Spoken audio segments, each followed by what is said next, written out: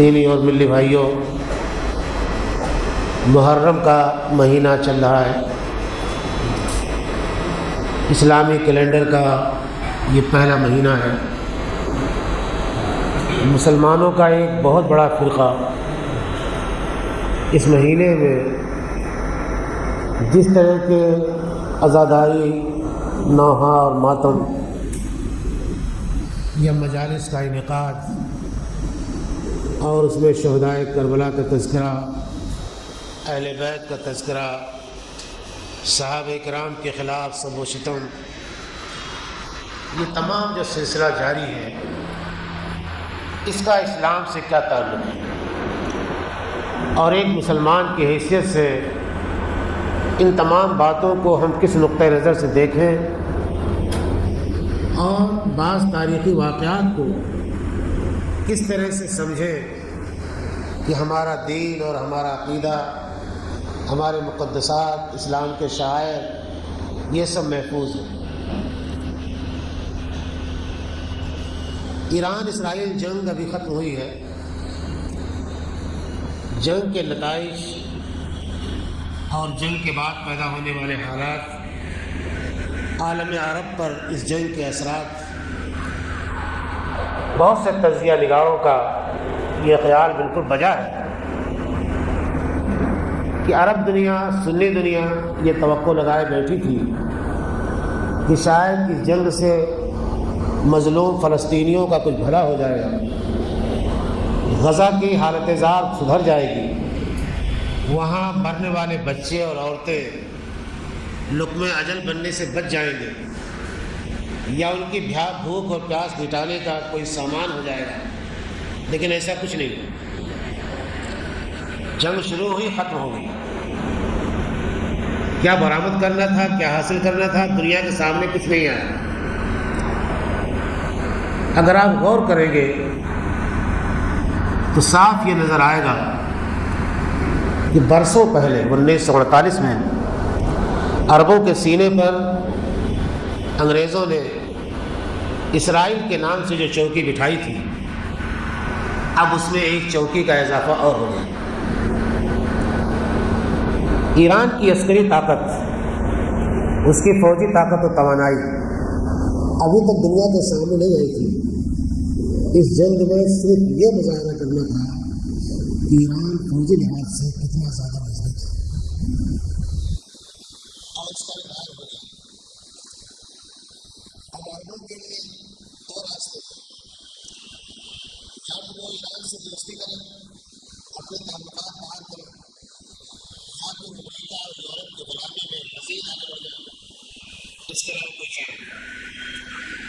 خیر، یہ تو سیاست ہے اور آپ سیاست کو مجھ سے بہتر سمجھتے ہیں، لیکن محرم کے اس مہینے میں جبکہ پوری دنیا میں شیعہ آبادیوں میں طرح طرح کی مجالس منعقد ہیں، وہاں اس کا ذکر ہو رہا ہے، اپنی فتح کا تذکرہ کیا جا رہا ہے، شیعی دنیا کو مطمئن کرنے کے لیے، خوش کرنے کے لیے طرح طرح کی باتیں کہی جا رہی ہیں، تو غیر شعوری طور پر اس کے اثرات سنی عوام پر، سنی دنیا پر، یا اہل سنت کے وہ افراد جو ان پس پردہ حقائق کو نہیں جانتے، جو شیعت کی تاریخ نہیں جانتے، شیعت کا فکر اور اس کا فلسفہ نہیں جانتے، وہ اہل بیت کی محبت کے نام پر ان کے فریب میں آ سکتے ہیں، ان کے جال میں گرفتار ہو سکتے ہیں۔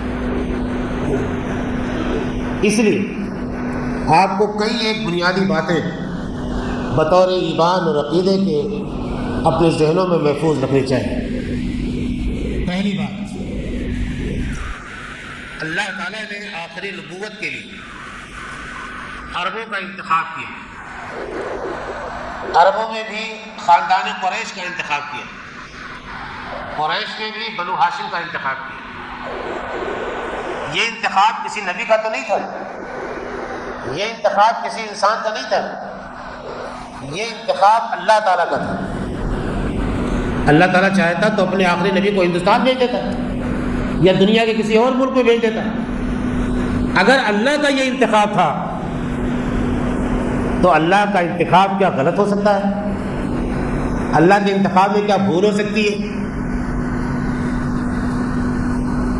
اللہ تعالیٰ نے جن لوگوں کو آخری نبوت کے پیغام کو پہنچانے کے لیے، پوری دنیا میں پہنچانے کے لیے منتخب کیا، یعنی صحابہ کرام رضوان اللہ علیہ اجمعین، نبی اکرم صلی اللہ علیہ وسلم کے وہ ساتھی جو آپ پر ایمان لائے اور آخری دم تک مسلمان رہے، صحابہ کرام کی مقدس جماعت، یہ اللہ تعالیٰ کا منتخب کردہ گروہ ہے۔ اگر اس کے ایمان اور عقیدے پر شبہات کھڑے کر دیے جائیں، ان کو نعوذ باللہ منافق قرار دے دیا جائے، ان کو نعوذ باللہ دین اسلام سے ہٹا ہوا سمجھ لیا جائے، یا ان کے بارے میں یہ کہا جائے کہ نبی کے وصال یا انتقال کے بعد یہ دین اسلام سے پھر گئے تھے، تو یہ الزام انسانوں کی جماعت پر نہیں بلکہ اللہ تعالیٰ کے انتخاب پر لگے۔ یہ آخری نبوت کے پیغام کو پہنچانے کے لیے اللہ تعالیٰ نے ایسے لوگوں کا انتخاب کیا جو 10-20 سال بھی اپنے عقیدے پر جم نہیں پایا، دنیا داری میں پھنس گئے، کرسی کے لڑائیاں لڑنے لگے، اور جو نبوت و رسالت کا ورثہ ان کے ہاتھ آیا تھا، اس ورثے کا انہوں نے پیا پاچا کر دیا نعوذ باللہ۔ یہی سے یہ بات سمجھ میں آتی ہے، اسی لیے اللہ کے نبی صلی اللہ علیہ وسلم نے فرمایا تھا ایک حدیث میں، اس پس منظر میں اگر آپ اس حدیث کو دیکھیں گے تو بات سمجھ میں آئے گی کہ لا تسبوا اصحابی، میرے صحابہ کو گالی مت دینا، میرے صحابہ کو برا بھلا مت کہنا، کیونکہ اگر میرے ایک صحابی نے 250 گرام اناج اللہ کی راہ میں خرچ کیا ہے، اسے اس کا جتنا ثواب ملا تم احد پہاڑ کے سونے کے برابر بھی جائیداد اور رقم و دولت اللہ کی راہ میں خرچ کر دو، اتنا ثواب تمہیں نہیں ملے گا۔ یہ اللہ کے نبی صلی اللہ علیہ وسلم کی حدیث ہے، یہ صحابہ کرام کا مقام۔ قرآن مجید میں 10 آیات ہیں جن آیات میں اللہ تعالیٰ نے صحابہ کرام سے اپنی رضامندی کا اظہار فرمایا۔ صلح حدیبیہ کے موقع پر جب اللہ کے نبی صلی اللہ علیہ وسلم نے بیعت لی، حضرت عثمان غنی رضی اللہ تعالیٰ عنہ کے خون کا بدلہ لینے کے لیے جو ایک افواہ کے نتیجے میں صورتحال پیدا ہوئی تھی، تو جس درخت کے نیچے صحابہ کرام نے بیعت کی تھی، بیعت رضوان جسے کہتے ہیں، ان کے بارے میں قرآن مجید نے یہ کہا کہ اللہ تعالیٰ ان تمام اہل ایمان سے راضی ہے جن اہل ایمان نے بیعت رضوان میں آپ کے ہاتھ پر بیعت کی تھی۔ اللہ تعالیٰ تو اپنی رضامندی کا اظہار فرماتا ہے، اور آپ کہتے ہیں کہ نہیں، نبی اکرم صلی اللہ علیہ وسلم کی وفات کے بعد فلاں لوگ، بلکہ بہت بڑی تعداد میں 4-5 صحابہ کرام کو چھوڑ کر باقی سب نعوذ باللہ مرتد ہو گئے۔ حضرت سلمان فارسی، حضرت مقداد بن اسود، حضرت علی اور حضرت بلال حبشی، اور 2-3 نام اور لیتے ہیں، بس یہی لوگ ایمان پر باقی رہ گئے تھے، باقی سارے لوگ نعوذ باللہ ایمان سے پھر گئے تھے۔ اللہ تعالیٰ عالم الغیب ہے، کل کیا ہونے والا اللہ تعالیٰ جانتا ہے۔ اللہ تعالیٰ نے اپنی رضامندی کی مہر جن حضرات پر لگا دی، آپ کہتے ہیں کہ نہیں، ان کا ایمان سلامت نہیں رہا تھا۔ نبی اکرم صلی اللہ علیہ وسلم نے 10 صحابہ کرام کو دنیا میں جنتی ہونے کی بشارت دی، آپ کہتے ہیں کہ نہیں، انہوں نے تو غصب کیا، نبی کی وراثت کھا گئے، حضرت فاطمہ رضی اللہ تعالیٰ عنہ کے ساتھ زیادتی کی۔ باغ فدق کا ایک واقعہ ہے، فدق میں ایک باغ اللہ کے نبی صلی اللہ علیہ وسلم کو خمس کے طور پر ملا تھا، اور 5واں حصہ مال غنیمت کا ہمارے نبی کو جو ملتا تھا، اس 5ویں حصے سے آپ اپنی ضروریات پوری کرتے تھے، اپنے اہل خانہ کی ضروریات پوری کرتے تھے، اپنے قریبی عزیزوں میں جو ضرورت مند ہوتے تھے ان کی ضرورتیں پوری کرتے تھے، عام مدینے کی آبادی میں جو غریب غربا ہوتے تھے ان کو بھی اسی خمس سے مال پہنچایا جاتا تھا، اسی 5ویں حصے سے۔ حضرت ابوبکر صدیق رضی اللہ تعالیٰ عنہ نے حضرت سیدہ فاطمہ سے کہا جب وہ آئیں مطالبے کے لیے کہ اللہ کے نبی صلی اللہ علیہ وسلم باغ فدق کی آمدنی جہاں خرچ کرتے تھے وہ خرچ کرنے کی ذمہ داری ہماری، سربراہ مملکت کے طور پر اللہ کے نبی صلی اللہ علیہ وسلم کے پاس خمس کا مال آتا تھا، خمس کا مال سربراہ مملکت کے پاس رہے گا، لیکن وہ جہاں جہاں خرچ ہوتا تھا وہاں خرچ کرنے میں پیچھے کبھی نہیں رہوں گا۔ اور پھر یہ حدیث بھی سنائی کہ ہم انبیاء زمین جائیداد کا وارث نہیں بناتے، یہ اللہ کے وسلم کی صحیح حدیث ہے، علم کا وارث بنا کر کے جاتے ہیں۔ تو نبی کی تو کوئی جائیداد ہوتی نہیں ہے جو اس کے وارثین میں تقسیم ہو۔ اب سوال یہ پیدا ہوتا ہے کہ نعوذ باللہ اگر فدق کے باغ پر حضرت ابو بکر صدیق نے قبضہ رکھا، حضرت عمر فاروق نے قبضہ جمائے رکھا، نعوذ باللہ حضرت عثمان غنی نے اسے نہیں دیا اہل بیت کو، تو پھر حضرت علی رضی اللہ تعالیٰ عنہ کو جو خلافت ملی تو انہوں نے کیوں واپس نہیں لیا؟ اگر وہ لینا اتنا ہی ضروری تھا تو مان لیتے ہیں کہ 3 خلیفاؤں نے نہیں دیا، لیکن چوتھے خلیفہ حضرت علی تو آپ کے گھر کے تھے، ان کو واپس دلانا چاہیے تھا۔ حضرت علی رضی اللہ تعالیٰ عنہ نے باغ فدق نہیں لیا، بلکہ وہ اسی طرح سے خرچ ہوتا رہا۔ رات ایسے یوٹیوب پر کچھ چیزیں دیکھ رہا تھا، ایک شیعہ عالم دین اپنی مجلس میں گفتگو کر رہا تھا، اتفاق سے یہی واقعہ زیر بحث تھا۔ کہاں لوگ اعتراض کرتے ہیں کہ حضرت علی نے کیوں نہیں لیا؟ میرا جواب ہے، کیا جواب دیا کہ امام زین العابدین یا اور کسی امام کی روایت ہے کہ حضرت علی رضی اللہ تعالیٰ عنہ نے فرمایا کہ اگر کوئی چیز ظالمانہ طور پر ہم سے چھینی گئی ہے تو ہم اسے اس لیے واپس نہیں لیں گے کہ کہیں ظالم کے عذاب میں کمی نہ ہو جائے، نعوذ باللہ من ذالک۔ یعنی خلفائے ثلاثہ کے عذاب میں شدت پیدا رہے، اگر ہم باغ فدق لے لیتے تو ان کے عذاب میں تخفیف ہو جاتی۔ یہ عقیدہ صحابہ کرام کے بارے میں۔ امام ابو داؤد نے حدیث کی کتاب ہے سنن ابی داؤد، اس میں باغ فدق کا ایک اور واقعہ لکھا ہوا کہ یہ تنازع اہل بیت کا چلا آ رہا تھا کافی زمانے سے۔ بنو امیہ کے عادل حکمراں حضرت عمر بن عبدالعزیز رحمۃ اللہ علیہ کا جب زمانہ آیا تو انہوں نے یہ سوچا کہ اتنے زمانے کا یہ تنازع ہے، کیوں نہ اپنی زندگی میں اسے میں حل کر جاؤں۔ چنانچہ اس وقت حضرت فاطمہ رضی اللہ تعالیٰ عنہ کے اولاد میں جو لوگ حیات تھے ان کو انہوں نے طلب کیا اور کہا کہ فدق کا باغ اب حکومت اپنی تحویل میں نہیں رکھے گی، بلکہ یہ آپ کے گھرانے کی تحویل میں دے رہی ہے، آپ لوگ اس کا انتظام کیجیے۔ 2-3 سالوں تک اہل بیت کے وہ افراد نگرانی کرتے رہے باغ کی، اس کی آمدنی، اس کی پیداوار کم سے کم ہوتی چلی گئی۔ جب انہوں نے دیکھا کہ خلافت کے زمانے میں یا خلافت کے تحویل میں یہ باغ تھا، اس وقت ہمیں زیادہ ملتا تھا، اب تو بہت کم ملنے لگا، اس وجہ سے کہ حکومت کی نگرانی کچھ اور چاہتی ہے، افراد اپنی نگرانی اپنے حد تک کر سکتے ہیں۔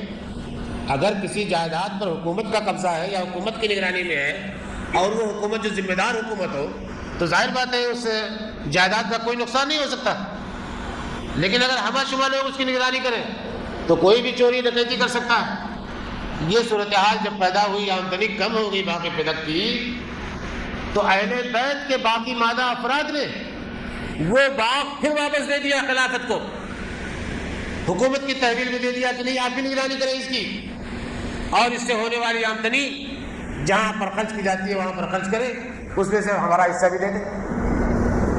یہ حقیقت واقعہ، اسی واقعے کو مسئلہ بنا کر جذبات سے کھیلا جاتا ہے۔ حضرت فاطمہ رضی اللہ تعالیٰ عنہ نبی اکرم صلی اللہ علیہ وسلم کی جگر کا ٹکڑا ہے، آپ کو بہت محبوب تھی۔ حضرت سیدہ فاطمہ کی طہارت میں، ان کے فضائل و مناقب میں کیا کمی ہو سکتی؟ اہل سنت کی حدیث کی تمام کتابوں جہاں صحابہ کرام کے فضائل کا تذکرہ کیا گیا ہے، حضرت فاطمہ زہرا کی فضیلت لازمی طور پر بیان کی گئی، بلکہ ایک سنی عالم دین نے تو چیلنج کیا کہ اہل بیت میں حضرت علی، حضرت فاطمہ، حضرت حسن، حضرت حسین، امام زین العابدین اور بعد کے ائمہ کے فضائل و مناقب میں جتنی روایتیں اہل سنت کی کتابوں میں ہیں اتنی روایتیں شیعہ کتابوں میں نہیں. سارا مواد سنی کتابوں سے لیا جاتا ہے. اور کمال یہ ہے کہ اس انتخاب میں صرف وہ چیزیں لی جاتی ہیں جو اپنے کام کی ہو، لیکن جو اپنے کام کی نہ ہو وہ چاہے جتنی صحیح کیوں نہ ہو اسے یہ کہہ کر نظر انداز کر دیا جاتا ہے یہ تو ہمارے خلاف ہے. حدیث قبول کرنے کا یہ کوئی اصول نہیں ہے. حدیث کیسے ضعیف ہوتی ہے کیسے صحیح ہوتی ہے اس کے اصول مقرر ہے، متعین ہے. مرضی کے مطابق آپ کسی چیز کا انتخاب کر لیں کسی چیز کا انتخاب نہ کریں یہ آپ کا کام نہیں ہے. تو بعض روایات الٹی سیدھی چیزیں ضعیف اور موضوع روایات کو بنیاد بنا کر کے جو شیعہ فرقہ وجود میں آیا، شروع میں تو ایک سیاسی نوعیت کا فرقہ تھا جو حضرت علی رضی اللہ تعالیٰ عنہ کے طرفدار تھے. جنگ جمل میں اور جنگ صفین میں ان کو شیعان علی کہا جاتا ہے. شیعہ کے معنی عربی زبان میں ہوتے ہیں ساتھی. تو حضرت علی کا ساتھ دینے والوں کو شیعہ کہا گیا اور بعد میں چل کر کے ایک مستقل فرقہ بن گیا. جب مستقل فرقہ بن گیا تو اس نے آہستہ آہستہ سنیوں سے بہت سارے مسائل میں اختلاف کیا اور اختلاف کی لے اتنی زیادہ بڑھ گئی کہ بعض شیعہ فقہا نے تو یہاں تک لکھ دیا کہ اگر کوئی شیعہ سنی آبادی میں رہتا ہو اور اسے اپنے مسلک کا فرقے کا مسئلہ معلوم نہ ہو تو کسی سنی عالم سے فتویٰ مانگے اور سنی عالم جو فتویٰ دے اس کے خلاف کرے. کیا کہا؟ سنی عالم جو فتویٰ دے اس کے خلاف کرے تو وہ صحیح کرے گا. یہ سوچنے کا انداز. قرآن مجید کے بارے میں اللہ تعالیٰ نے فرمایا انا انزلناہ ذکرا وانا لہ لحافظون. قرآن مجید ہم نے نازل کیا ہے، اس کی حفاظت ہم کریں گے. جس کتاب کی حفاظت کی ذمہ داری اللہ تعالیٰ نے اپنے ہاتھ میں لے لی اس کتاب کے بارے میں آپ کا عقیدہ یہ ہے کہ نہیں؟ نبی صلی اللہ علیہ وسلم کی وفات کے بعد 6 مہینے تک سیدہ فاطمہ زہرا زندہ رہی اور 6 مہینے تک مسلسل وحی آتی رہی. 6 مہینے میں 10 پارے کی وحی نازل ہوئی اور وہ 10 پارے حضرت علی نے لکھے. تو قرآن 30 پارے کا نہیں 40 پارے کا ہے. اب سوال پیدا ہوتا ہے بھیا وہ 10 پارے کہاں ہیں؟ کس لائبریری میں ہے؟ کس امام کو یاد ہے؟ تو کہتے ہیں کہ نہیں وہ صرف ہمارے 11 اماموں کے پاس تھے. سینہ بسینہ چلتا رہا اور جو 11ویں امام غائب ہو گئے ایک سرنگ میں اور جو وہی چھپے ہوئے ہیں وہ قیامت کے دن قیامت سے پہلے ظاہر ہو گئے تب وہ 10 پارے لے کر کے آئے. قرآن کے 10 پارے چھپانے کے لیے نازل کیے گئے تھے. قرآن مجید کی حقانیت پر شبہات کھڑے کر دیے. اللہ تعالیٰ کی حفاظت کی ضمانت کو چیلنج کر دیا گیا. ان شیعی روایات کو بنیاد بنا کر انگریزوں نے اتنی کتابیں لکھی قرآن مجید کے خلاف کہ آپ کو حیرت ہوگی یہ جان کر کے کہ انہوں نے یہ ثابت کیا ہے روایات سے کہ تورات اور انجیل کی طرح قرآن مجید کے اندر بھی تبدیلی کر دی. کیسے آپ جواب دیں؟ جواب خود کہتے ہیں کہ 10 پارے ہمارے پاس دکھائے ہوئے یا ہمارے ایک امام سرم میں لے کر کے چلے گئے. تو قرآن مجید کے بارے میں ایمان اور عقیدہ شیعہ فرقے کا بہت زیادہ مشتبہ ہے اور ایسے عقیدے کی بنیاد پر قرآن مجید کی حفاظت کا دعویٰ نہیں کیا جا سکتا. ایک اور آخری بات، اللہ کے نبی صلی اللہ علیہ وسلم کی دنیا میں آنے کا مقصد کیا ہے؟ آپ اس دنیا کو اللہ تعالیٰ کی مرضی کے مطابق چلانا چاہتے تھے. آپ نے 10 سال تک مدینہ منورہ میں جس حکومت کی باب نوٹ سنبھالی اس حکومت میں عدل و انصاف تھا، اقربا پروری نہیں تھی، جانبداری نہیں تھی. اسلامی حکومت کا نظام بڑا صاف ستھرا ہوتا ہے. وہاں تو عدل و انصاف کے معاملے میں رشتہ داروں کی رعایت کرنے سے منع کیا گیا اور آپ کہتے ہیں کہ نہیں. نبی کے آنے کا بڑا مقصد کیا تھا؟ حضرت علی رضی اللہ تعالیٰ عنہ کی ولایت کا اعلان کرنا کہ میرے بعد خلیفہ وہ ہوں گے. اگر یہ ولایت اتنی ہی ضروری تھی تو قرآن مجید میں اللہ تعالیٰ کو اس کا اعلان کر دینا تھا۔ قرآن مجید میں یہ نہیں کہا جاتا وَأَمْرُهُمْ شُورَىٰ بَيْنَهُمْ کہ مسلمانوں کے تمام معاملات آپسی مشورے سے طے کیے جاتے ہیں۔ نبی کو قرآن مجید نے پابند کیا وَشَاوِرْهُمْ فِي الْأَمْرِ، اے نبی مسلمانوں سے، اپنے صحابہ سے پیش آنے والے معاملات میں مشورہ کیا کریں۔ آپ کہتے ہیں کہ نہیں، غدیر خم کے موقع پر حجۃ الوداع سے واپس ہوتے ہوئے اللہ کے وسلم نے خم کے مقام پر جو قیام کیا تھا اس میں حضرت علی رضی اللہ تعالیٰ عنہ کی ولایت کا اعلان فرما دیا تھا۔ اچھا، یہ مسئلہ اتنے جذباتی انداز میں بیان کیا جاتا ہے کہ جو لوگ صحابہ کرام کی عظمت کو، ان کی عمروں کے فرق کو نہیں جانتے، وہ بہت جلدی اس دام میں پھنس جاتے ہیں۔ جس وقت اللہ کے وسلم کی وفات ہوئی ہے، حضرت ابوبکر صدیق رضی اللہ تعالیٰ عنہ کی عمر 62 سال کی ہے۔ کتنے سال کی؟ 62 سال کی۔ حضرت علی رضی اللہ تعالیٰ عنہ کی عمر 31 سال کی ہے، 31۔ جو تجربہ ایک بزرگ کو باعثت بزرگ ہونے کے صدیق اکبر کو حاصل ہے، کیا ایک نوجوان کو تجربہ ہو سکتا ہے؟ یہ حکومت و سیادت تجربہ کار لوگ چلاتے ہیں، اور اللہ کے نبی صلی اللہ علیہ وسلم نے اپنی زندگی میں اشارہ دیا، آخری وقت میں جب آپ بیمار ہوئے، مسجد نہیں آ سکتے تھے، تو صدیق اکبر کو نماز کی امامت کے لیے مقرر فرمایا، اور اسلامی حکومت میں خلافت کا نظام سنبھالنا، امامت کا مسلح سنبھالنا، دونوں یکساں حیثیت رکھتا ہے۔ خلیفۃ المسلمین ہی میں نماز پڑھاتا ہے، وہی خطبہ دیتا ہے۔ یہی اشارہ سمجھا صحابہ کرام نے، اسی لیے اللہ کے نبی صلی اللہ علیہ وسلم کی وفات کے بعد صدیق اکبر رضی اللہ تعالیٰ عنہ کو مسلمانوں کا خلیفہ بنایا ہے۔ بہرحال باتیں بہت ہیں، تاریخ نوعیت کی عجیب عجیب چیزیں ہیں۔ میری آپ حضرات سے درخواست یہ ہے کہ شیعہ اسلام اس اسلام سے کوئی تعلق نہیں رکھتا جو قرآن و حدیث کے اندر موجود ہے۔ اپنے بچوں کو اس طرح کی مجالس میں شریک ہونے سے بچائیں۔ حضرت حسین رضی اللہ تعالیٰ عنہ کا مقام و مرتبہ اللہ تعالیٰ نے متعین فرما دیا، وہ شہید ہیں، مظلومانہ طور پر ان کی شہادت ہوئی ہے، اللہ تعالیٰ ان کے درجات بلند کرے۔ لیکن ساتھ ہی ساتھ اللہ کے نبی نے یہ فرمایا کہ کسی مرنے والے پر 3 دن سے زیادہ سوگ اور ماتم نہیں منایا جا سکتا۔ صرف بیوی کو اجازت ہے کہ اپنے شوہر کی وفات کے بعد 4 مہینے 10 دن تک سوگ منائے گی۔